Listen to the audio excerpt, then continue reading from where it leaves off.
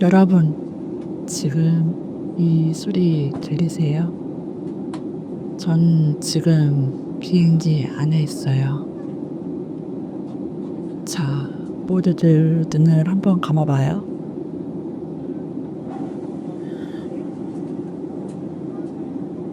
지금 비행기 아니고 사람들이 들어오고 있어요. 창밖으로는 연결 통로로 들어오는 사람들도 보이고, 저기 커다란 비행기 날개랑 활주로도 보이네요. 사실 이건 제 상상 속의 비행기지만 오늘은 여러분과 함께 저의 아주 특별한 기억 여행을 떠나보려고 해요. 안녕하세요. 오늘도 맑은 구름입니다. 지난 5회에 이어 6회 팟캐스트의 목적지는 저를 만나러 가는 길입니다. 처음이라 서툴렀고 그래서 더 선명했던 그 순간들로 같이 가보실래요? 자, 이제 등받이를 세우고 마음의 안전벨트를 매주세요. 곧 이륙합니다.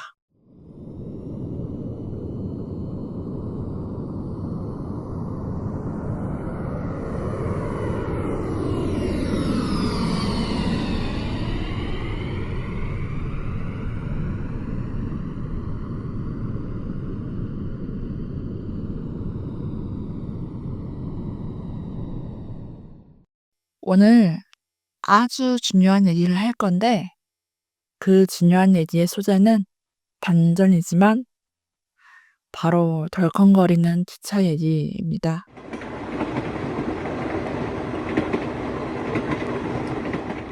여러분의 첫 여행 혹은 첫 성취는 어떤 기억으로 남아있나요? 저는 그때 냈던 첫 용기가 기억이 나네요. 대학교 4학년 축제 기간이었을 때인데요. 사실 제가 3학년 때까지만 해도 학과 부학생회장을 하느라 좀 바빴거든요.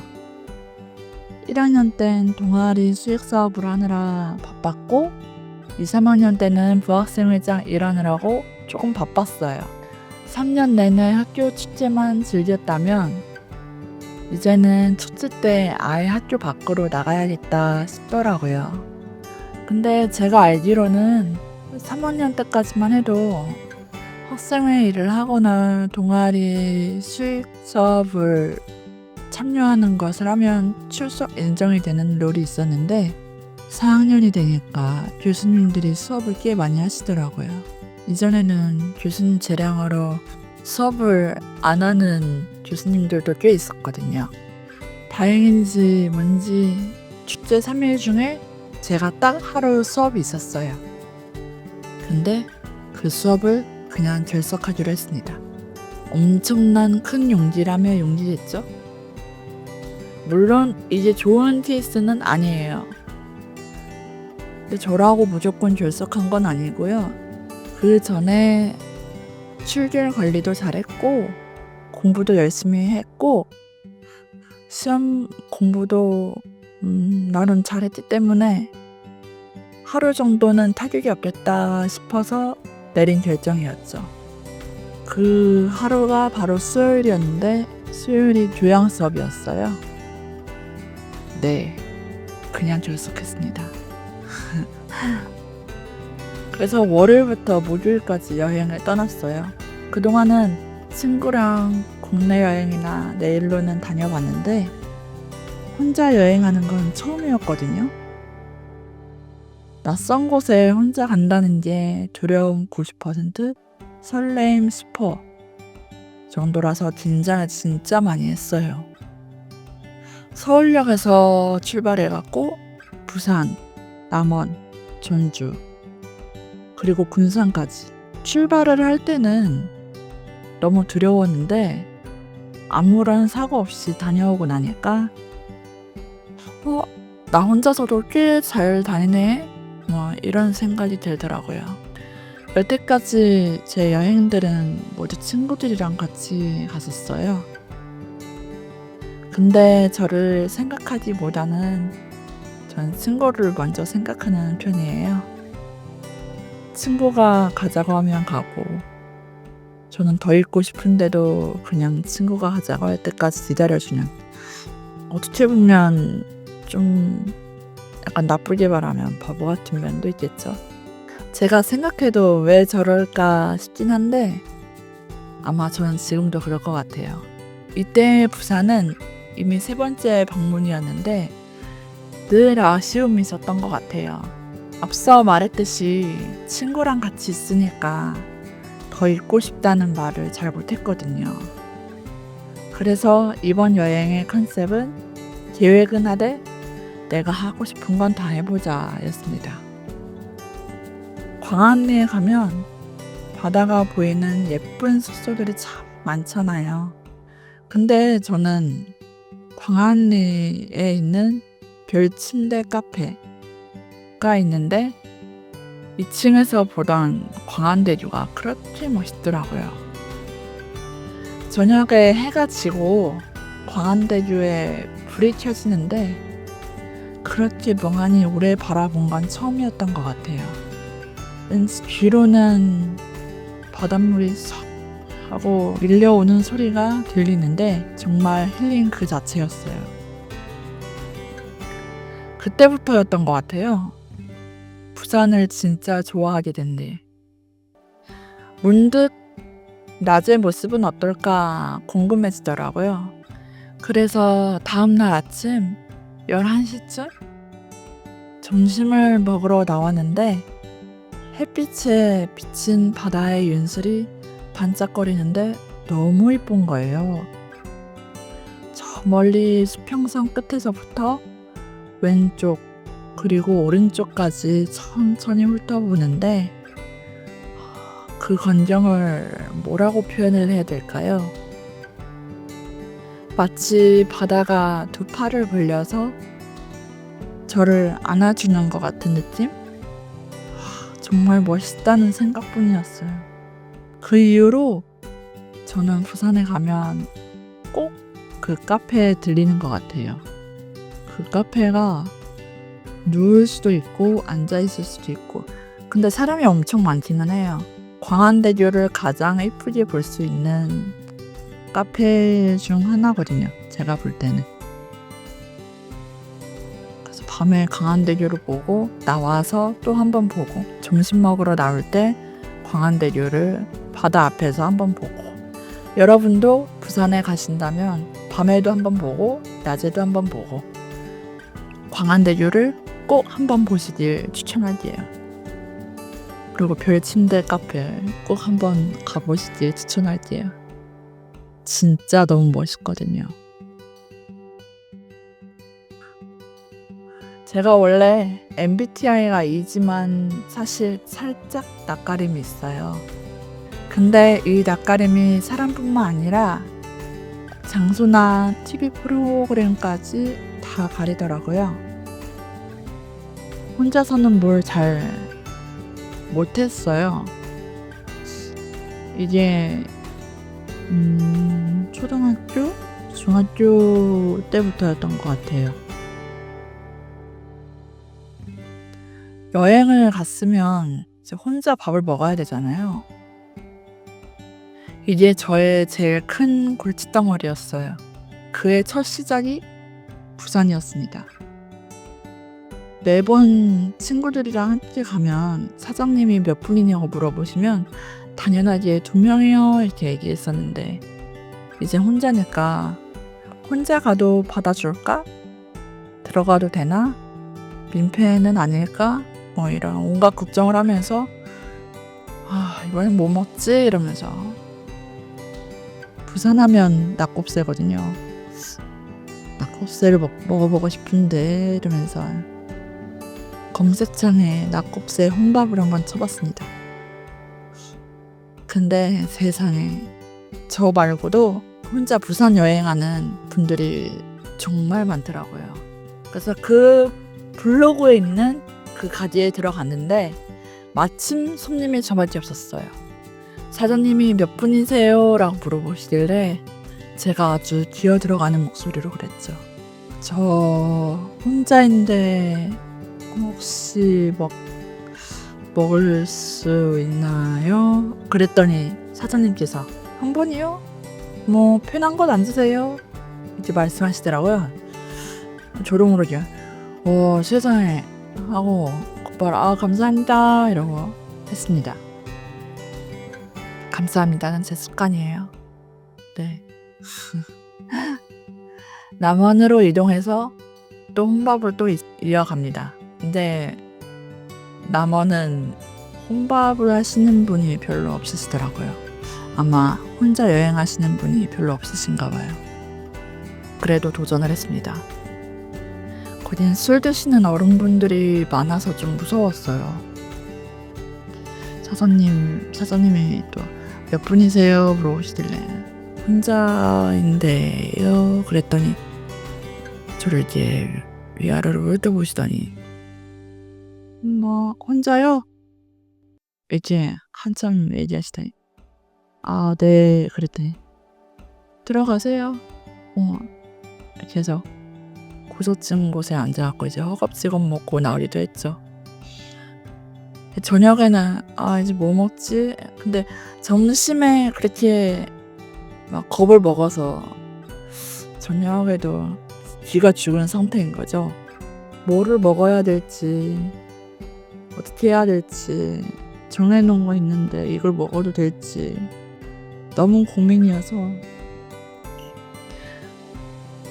이제 관광지를 갔다가 숙소로 이동하던 도중에 기사님이 저한테 혼자 여행 오셨나봐요 이렇게 물어보셔갖고 제가 네 처음으로 혼자 여행 왔어요 그랬더니 기사님이 남원은 처음이에요? 이렇게 물어보셔갖고 네 그랬더니 남원을 혼자 오는 사람은 처음 보네요 그러시길래 그래요 이렇게 얘기를 했죠. 그래서 저녁은 드셨어요? 그러길래 아니요 이제 먹어야죠 그랬더니 추천해드릴까요? 그러길래 네 그랬더니 근데 뭘 먹어야 될지 모르겠다고 이제 말씀드리고 점심때 얘기를 약간 좀 미화시켜서 얘기를 드렸죠. 그랬더니 이제 육회 비빔밥 좋아하냐고 물어보셔서 제가 육회를 못 먹는다고 했더니 거기 익혀서도 준다고 하셔갖고 거기를 데려다 주셨죠. 육회를 못 먹는 저를 위해서 기사님이 직접 사장님께 그 식당 사장님께 말씀해 주시는 거예요. 익혀서 잘해드려. 내가 모셔온 분이야. 혼자 여행은 처음이시래. 친절하게 잘해드려. 이렇게 말씀하시면서 와 그때 정말 너무 감사했습니다.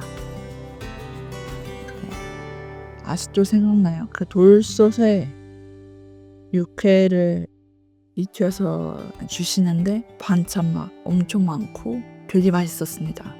근데 그 가게 이름이 생각이 안 나요. 데려다 주신 곳이라서 가게 이름이 생각이 안 납니다. 근데 정말 맛있었고 정말 감사했습니다. 처음 여행을 떠날 땐 두려움이 엄청 컸는데 낯선 곳에서도 제가 어떻게 살아남으려고 위기 극복을 해내는구나 싶어서 뿌듯하기도 하고 그때 그 택시 기사님도 너무 감사하더라고요. 네. 제가 누군가에게 따뜻한 말을 선물 받기도 하는데 가끔은 제가 누군가의 공간에 소중한 선물을 남기기도 하죠. 제가 준 선물 중에 가장 뿌듯했던 2가지가 있어요. 하나는 20인치 캐리어예요. 가족들이랑 여행을 가는데 제대로 된 캐리어가 없어서 백팩을 메고 간다고 하더라고요, 친구가. 근데 그 말이 계속 마음에 걸려서 친구 가족들까지 다 같이 편하게 쓰라고 20인치 캐리어를 친구 집으로 배송을 해줬습니다. 물론 생일 선물이었어요. 친구 부모님께서 정말 깜짝 놀라셨대요. 친구는 "야, 네가 우리 집 살림은 다 챙기냐?" 이러면서 웃었는데 지금까지도 여행 다닐 때마다 너무 편하게 잘 쓴다고 하더라고요. 또 하나는 LP판 블루투스 스피커인데요. 이게 실제로 이제 LP판이 뱅글뱅글 돌아가거든요. 노래를 정말 좋아하는 친구라서 이제 기분이 좋든 안 좋든 제가 추천하는 노래를 듣고 힘내라는 의미로 골랐어요. 근데 그냥 스피커만 주면 아쉽잖아요. 그래서 제가 노래 100곡 정도를 직접 골라서 담은 SD 카드도 같이 선물했습니다. 친구가 정말 좋아해 줘서 제가 더 기뻤던 기억이 나네요. 이것도 생일 선물이었던 것 같아요. 네. 저에게는 아직까지 마음에 울림이 있는 한마디가 있는데요. 지금 들어도 영화 대사같이 감동적이라고 느껴지거든요. 상황은 이래요. 제가 공시생일 때 핸드폰 없이 지내다가 마지막 시험을 얼마 안 남긴 4월 초쯤에 핸드폰이 있어야 될 것 같아서 새로 개통을 했거든요. 근데 대리점 직원분이 저랑 상의도 없이 결제일이랑 방법을 마음대로 정해버리신 거예요.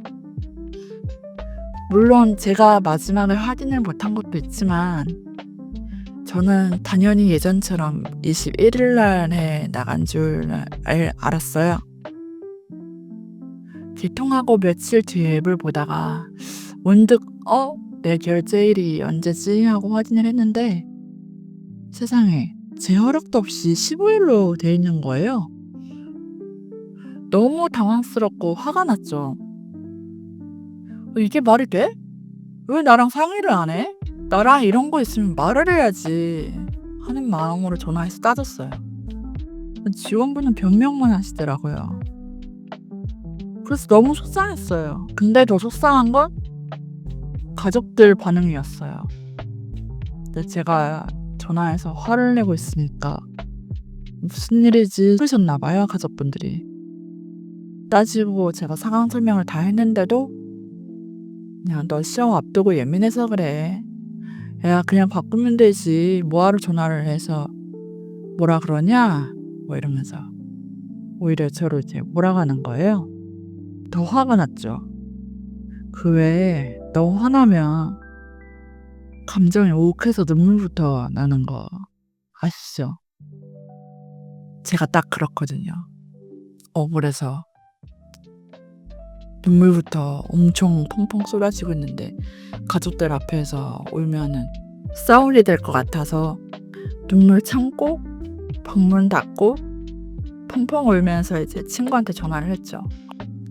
그때 친구가 저한테 해준 말이 지금까지도 마음에 울림이 있는데 그때 당시 이제 다이어리에 그대로 적어놨어요.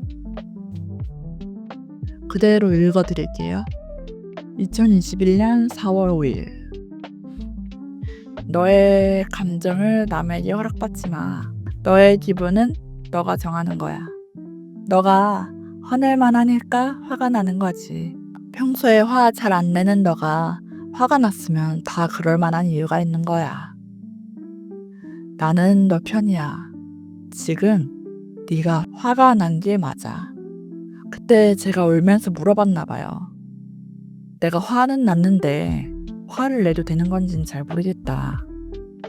내가 예민한 거냐 물어봤나 봐요. 그런 제 친구가 건네준 이 한마디는 여전히 제 마음속에 가장 큰 울림으로 남아있어요. 이게 가끔 지금 상황에 내가 화를 내도 되나? 이게 혼란스러울 때 다이어리를 펴고 이거를 읽으면서 한번 곱씹어 봅니다. 그치 이러면서 이제 맞아, 내 감정을 남에게 허락받지 않는다는 이 말 맞아 이러면서 혼자 또 위로를 받죠. 네.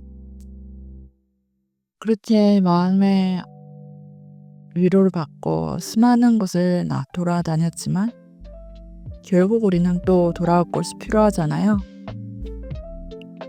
생각하는 완벽한 아지트를 저는 고1 때부터 꿈꿔본 적이 있거든요. 심지어 그림도 그려놨었어요. 근데 지금 이 그림을 말씀드리면서 좀 수정을 해볼까 해요. 일단 제가 생각하는 완벽한 아지트는 어릴 때부터 로망이었던 천장이 높아야 돼요. 천장이 높은 보층이어야 돼요. 2층으로 된 보층이요. 뭐 보층이니까 2층이겠죠. 일단 1층에는 현관으로 들어가서 현관을 등지고 왼쪽으로 거실이 크게 하나 있고 소파가 2개가 있어요. 소파 뒤에는 안에서 밖에는 볼 수 있는데 밖에선 안에를 못 보는 통창이 하나 있는 거죠. 그리고 한쪽에는 1층으로 올라가는 계단이 하나 있어요. 그 거실을 왼쪽으로 돌고 오른쪽에는 디귿자 주방이 있어요. 주방에 인덕션이 있고 오븐이 있고 식탁이 있고 등받이 의자가 있었으면 좋겠어요. 그리고 식탁에는 스위치 하나 누르면 핸드폰 거치대나 태블릿 거치대가 올라왔으면 좋겠는데 이건 좀 비싸겠죠? 그리고 좀 지나서 오른쪽엔 화장실이 있는데 넓은 욕조가 하나 있었으면 좋겠어요. 그리고 화장실이랑 마주보는 방은 중간 크기인데 붙박이장이랑 침대 1개 그리고 협탁이 있고 통창이랑 연보라색 암막 커튼이 있으면 좋을 것 같아요. 화장실과 방 사이에는 큰 방이 하나 있는데 그 방은 방음을 철저히 해놓은 작업방이 하나 있으면 좋겠어요. 마이크도 있고 높낮이 책상에 모니터 2개 이렇게 두고 책장 작은 거 하나 두고 책상 오른쪽에는 안마 의자가 있었으면 좋겠어요. 그리고 수정해야 할 건 제 2층으로 올라갈 건데요. 2층에는 원래 작은 방 8개가 있었거든요. 다 취미방이었어요. 왜냐면 고1 때 그려놓은 거라 이것저것 그려놨었거든요. 수정할 제 2층 구조도는요. 일단 계단 위치에 하나 그려놓고 작게 1층을 볼 수 있는 난간을 하나 놓고 그럼 방을 한 4개 정도 생길 수 있는 자리가 있겠죠? 한 개는 손님방을 해놓습니다. 친구들이 올 수도 있고 가족들이 올 수도 있으니까요. 한 개는 화장실인데 욕조는 없애고 그냥 간단하게 샤워기만 놓고 싶고요. 방 또 한 개는 취미방으로 할게요. 제가 피규어 모으는 게 취미라서 피규어 방을 하고 관리하도록 할게요. 그리고 아무도 못 올라오게 하는 걸로. 그리고 한쪽에는 의자를 편안한 걸 두고 빔 프로젝트를 넣고 영화도 보고 한쪽에 책장에 넣어서 에세이 책도 좀 보고 하고 싶네요. 남은 방 한 개는 창고형 팬트리로 할게요. 삶을 깔끔하게 유지하려면 보이지 않는 곳에서 작동산이를 다 받아주는 공간이 꼭 필요하더라고요. 뭐 휴지를 놓는다든가 뭐 지금 휴지밖에 생각이 안 나네요.